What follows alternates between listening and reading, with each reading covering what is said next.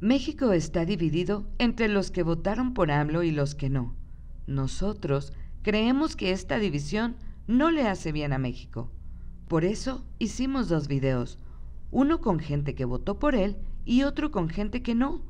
La idea es conocer por qué piensan como piensan y así entender un poco más a ambos lados y quizás dejar de ser tan radicales en cuanto a lo que pensamos.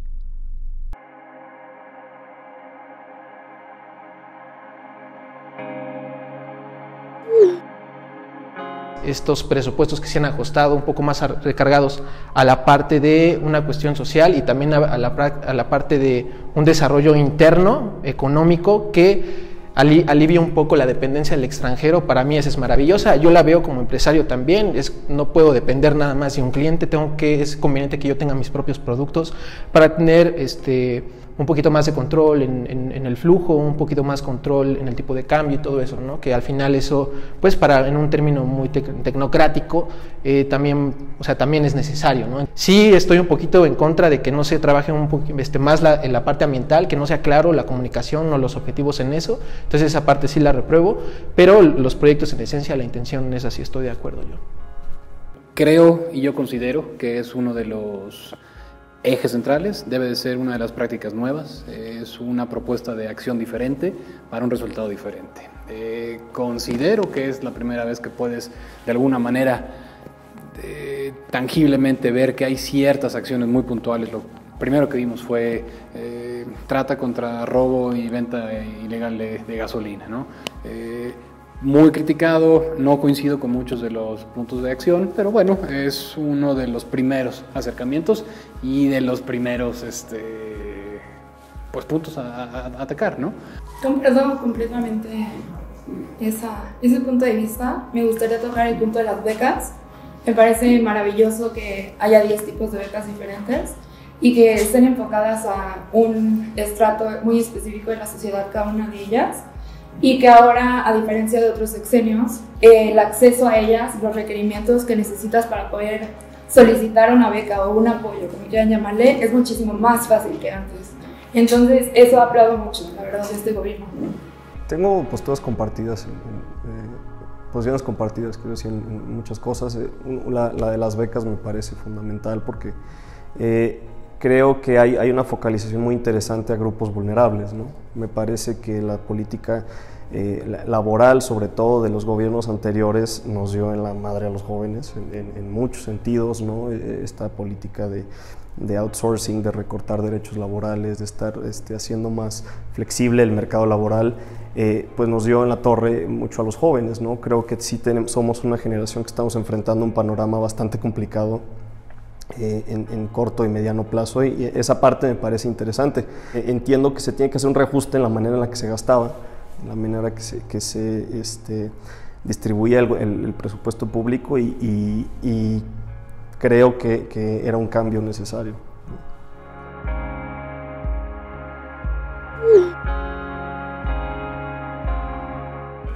Pues para empezar, creo que los hombres no pueden ser feministas, solamente aliados feministas, y AMLO no es aliado feminista, debido a las declaraciones, por ejemplo, de hoy, y ni siquiera sabía de las movilizaciones que va a haber. Pues yo considero también, me dejó mucho que desear. La verdad, yo pensé que iba a reaccionar de diferente manera o iba a tomar una postura a lo mejor no tan, como dice, no puede ser feminista, ¿no? Pero pensé no sé, algo neutral, algo que arropáramos a las mujeres. No sé, sí me distorsionó un poco. Yo también estoy de acuerdo que la reacción de Andrés Manuel, si bien siempre ha optado por una cuestión social, una causa social, la del feminismo, la de las mujeres, la tiene completamente disasociada, no la tiene en la cabeza, y ha sido indolente, incluso grosero, no nada más él, sino su equipo, enfatizando incluso a la misma Claudia Sheinbaum. Y si bien mucha gente de derecha, ¿no?, como él lo dice, sí también se ha aprovechado, los medios también han enaltecido también este tema, no ha reaccionado bien, y en ese sentido yo su ideología no la comparto en absoluto. Creo que en este caso, y es una de las razones por las cuales yo voté por Andrés Manuel, es más el diagnóstico que tiene sobre el país, que lo comparto más que cualquier otro político. fuerte que ahorita existe o que estuvo candidateado, y en ese sentido creo que su progresismo va un poquito más a la parte social. Si bien la económica, tecnocrática es importante, creo que ya era momento de que México necesitaba ya un presidente que le apostara un poquito más que a un desarrollo técnico, económico, de finanzas, un poquito más atender la parte social que estaba abandonada. Sí, yo tendría que compartir esa postura, ¿no? O sea, creo que tenía cierta esperanza, me pareció muy interesante, por ejemplo, la paridad de género en términos del gabinete, pero fuera de eso realmente, en mi opinión, o para lo que esperaba, ha dejado mucho que desear en el tema del feminismo, sin duda. Yo igual considero que era un área de oportunidad para poder actuar diferente. El caso de su manifestación hacia o en contra del feminismo, creo que le faltó mucho que actuar, que desear, no era el camino, que yo también coincido contigo.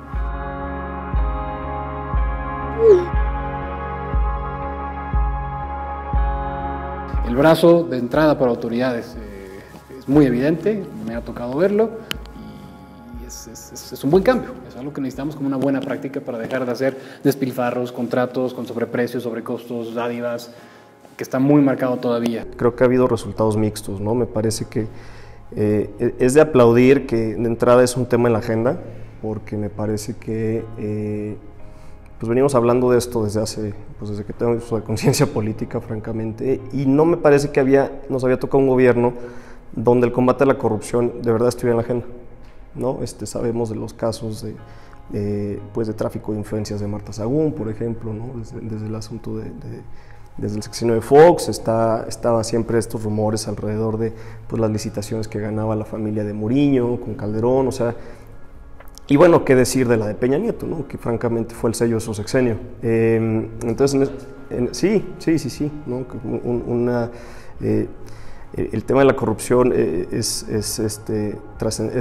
integral a la política mexicana, ¿no? Es muy notorio que la amenaza de AMLO y Venezuela siempre es muy constante, y además son los únicos dos países donde no pasó nada en el tema de Odebrecht, por ejemplo, ¿no? Entonces, en ese sentido, creo que es de aplaudir que el combate a la corrupción es un asunto en la agenda política. Todavía, todavía no pasa nada. Bueno, aún no ha pasado, sí, tienes razón, sí. Mi única crítica sería que parece ser muy discrecional. En ese sentido, yo creo que Andrés Manuel prometió que todo este proceso de anticorrupción iba a ser más fácil, o sea, lo prometió, lo vendió un poquito como si fuera más fácil en campaña, ¿no? Se llega, se hace esto y demás, y es mucho más difícil el que tú ganes elecciones en América Latina, yo creo. Nada más implica que tienes la cuestión ejecutiva, pero obviamente hay poderes de otro tipo, financieros, mediáticos y demás, que generan esa hegemonía, y ahí es cuando también este tema de corrupción obviamente le va a ser más difícil. Creo que también necesitamos ver cuál va a ser qué métodos va a generar el ejecutivo para poder abrir carpetas y demás, ¿no? Entonces siento que en eso tampoco ha sido claro. Por ahí se tiene información ya de periodistas que fueron financiados, pero no nos dan la lista. Se tiene empresas que compraron X, Y, Z, que tienen contratos ahí irregulares, pero no nos dan la lista, ¿no? Entonces esa parte como que también es como de, ok, sí vamos a atacar la corrupción, pero también parece ser que no está siendo lo suficientemente transparente.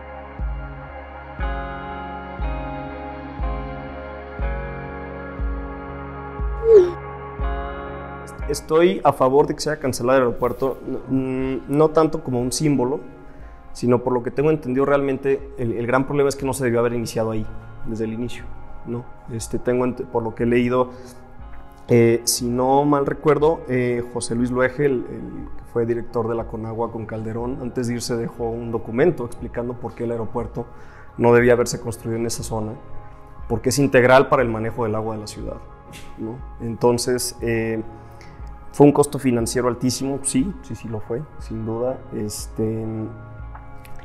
pero desde ese punto de vista creo que se tenía que hacer. Aquí el tema por el cual yo desapruebo completamente el proyecto del aeropuerto de Texcoco es el tipo de financiamiento que se dio y las personalidades que estaban en el proyecto. Entonces, el tipo de financiamiento, o sea, de entrada están ahí las AFORES. Yo sé que ese tipo de mecanismos existen en todos los países, se utiliza ese tipo de recursos, ese tipo de reservas, para poder liquidar ciertas cuestiones y después de ese reingreso obviamente ya se vuelve a meter, pero el tema aquí es que el proyecto no avanzaba y se generaba más gasto, más gasto, más gasto, más gasto y no era nada claro. Santa Lucía también no creo que sea viable, no creo que sea permanente ese, pero sí hace falta, y bueno, ahí no, yo no comparto, no sé, las árboles migratorias, mucha gente se burla de eso, ¿no?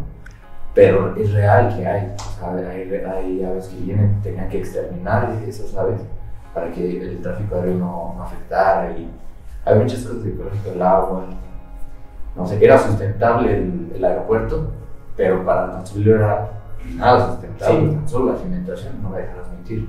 Creo que fue exasperado hacerlo en Santa Lucía, porque una cosa es que tú detengas Texcoco y lo pauses, pero haberlo hecho en Santa Lucía de manera tan desesperada, y yo creo que también estoy en contra de haber tomado esa decisión. Yo no sé si estuvo tan mal Santa Lucía. Hay un sistema aeroportuario mexicano que contempla el aeropuerto de la Ciudad de México, Toluca, Santa Lucía en este caso, y yo estoy a favor de tener esa oferta, de tener diferentes aeropuertos, diferentes puntos de conexión, no centralizar todo en un solo aeropuerto. De números rápidamente, se me hace una locura poder pagar 280,000 millones de pesos por ese aeropuerto. Llevaba 60% de sobrecosto de 2014 que empezó a licitarse el aeropuerto. Santa Lucía, 110,000 millones de pesos, más 90 o 70,000 millones de pesos de pago de contratos y ejecuciones de más. Decía la gente, es que compáralo, es más caro Santa Lucía que el aeropuerto. Sí, cuando lo comparas con 2014, ¿no? Ha habido sobrecostos, otra vez digo eso, desde 2004 a 2018, 60% de inicio. Se me hace otra vez un negocio, se me hace otra vez una manera de faltarnos de respeto, ¿no? Y decir, hago mi tranza de este lado y me vale más que me vean.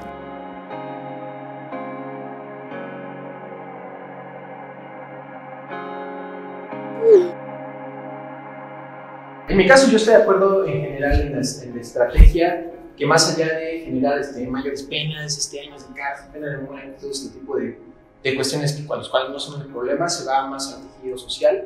Entonces creo que la estrategia no nada más puede ser una estrategia en un sentido militar, policíaca, de leyes de castigo. Creo que esa tiene que ser completamente atendida a grupos vulnerables. El tema del culiacanazo para mí es reprobable. Yo sí exijo la renuncia del secretario de Seguridad Pública. Entonces, en ese sentido, también el tema del feminicidio no se ha esclarecido. ¿Dónde está la estrategia de seguridad enfocado a ese tipo de violencia, ¿no? Entonces, en ese sentido, completamente reprobado, pero sí es importante que se siga como, dándole importancia al tema del tejido social. Yo creo que también es sabio el reconocer que la gente se puede equivocar. Eso lo propicia el diálogo. Yo creo que el diálogo también te permite, desde un punto de vista centrado, darte cuenta que tu opinión puede cambiar y que tu discurso puede cambiar. Me llamó la atención cuando se polemizaba un poco con la militarización, con la Guardia Nacional. Muchas personas decían, pero bueno, ¿qué no ves que esto va a ser un control total del ejército en las calles? Y bueno, ya sorpresa es, pues la Guardia Nacional no ataca, la Guardia Nacional no contiene, la Guardia Nacional nada más es una presencia, ¿no? Entonces también cambia mucho ese discurso. Se vale reconocer que no fue objetivos, por ejemplo, Culiacán llamaste ahorita, ¿no? No fueron certeros, no fueron efectivos. Hay algo que nos falta de revisar, hay algo que nos falta entender. Igual, tejido social, robustecer fuerzas policíacas, ¿no? Capacitar a fuerzas policíacas, capacitar en sectores de seguridad es importantísimo. Es muy, muy, muy complicado poder tener fe y poder darle la credibilidad que necesita una fuerza policial. A mí me es muy difícil, por ejemplo, creer ciegamente en una fuerza policial. La espiral de violencia tiene, yo sí creo que por lo menos en el origen tiene una dinámica social, ¿no? O sea, creo que al final del día el crimen tiene este componente de, si quieres verlo así, como de una desesperación, ¿no? Como que un último recurso. No me parece, en ese sentido estoy en contra del observador. Yo no creo que llegue, o sea, creo que llega un punto donde ya no es ese el disparador, ¿no? Entonces, este enfoque tan marcado que tiene López Obrador al tema de la moral, a mí me parece a veces como un bonito deseo, ¿no? Creo que es una dimensión que se tiene que atacar, pero no debe ser el centro de la estrategia, me parece a mí.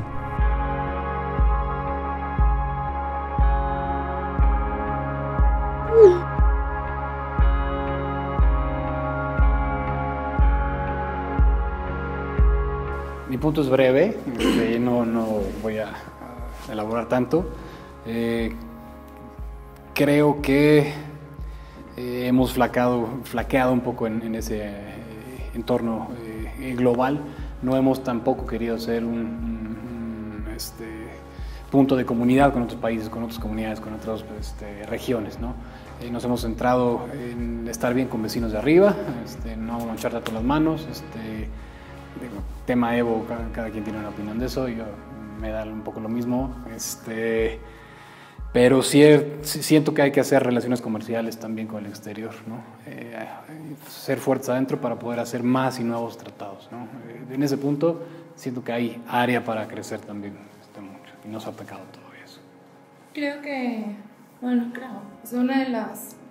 No era una prioridad dentro de la campaña de López Obrador y no es una prioridad dentro del gobierno ahorita. Creo que es inteligente en cuestiones de campaña, primero atacar lo que está aquí adentro, ¿no? O sea, todos estos temas que hemos estado tocando, corrupción, violencia, lo que sea. Y pues estoy de acuerdo completamente en eso. O sea, creo que primero hay áreas de oportunidad, definitivamente, lugares donde se pueden trabajar, pero a mí en lo personal no me molesta que sea un país neutral en ciertos aspectos, ¿no? Que no seamos un país central en todo lo que está sucediendo en todo el momento, en todo el mundo. Yo estudié Relaciones Internacionales, es mi mole esta pregunta. Creo que yo pienso que es, de nuevo, creo que es otra área donde hay como que altibajos, ¿no? O sea, me parece que, como dices tú, a López Obrador la verdad es que nunca le ha importado mucho el exterior. Y en ese sentido yo creo que uno de sus grandes aciertos fue nombrar a Marcelo Ebrard como su secretario. La verdad es que es un tipo... me parece una persona muy inteligente, muy cosmopolita, con una idea muy fresca de qué se debe hacer y qué no se debe hacer.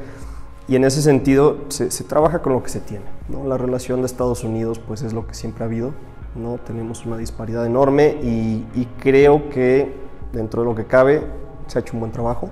Luego nosotros creemos que tenemos que adaptarnos al mercado internacional, ¿no? Y una de las cosas que está teniendo el mercado internacional es que ya demostró que de una u otra manera es inestable, ¿no? Tienes varios países que están cambiando un modelo proteccionista, nacionalista, ¿no? Ya es el caso del Brexit, es el caso de Estados Unidos, del trumpismo, ¿no? Entonces, eso también te habla de que en muchas partes del mundo este neoliberalismo, ¿no? Esta manera de poner al capital por encima de la sociedad ya está generando cuestiones donde se están pudriendo estas sociedades y obviamente ya es más que claro que ese no es el camino. Y siento que en ese sentido el que Andrés Manuel sea un poquito más de atender la parte interna para poder generar una mejor oferta al extranjero es bastante buena.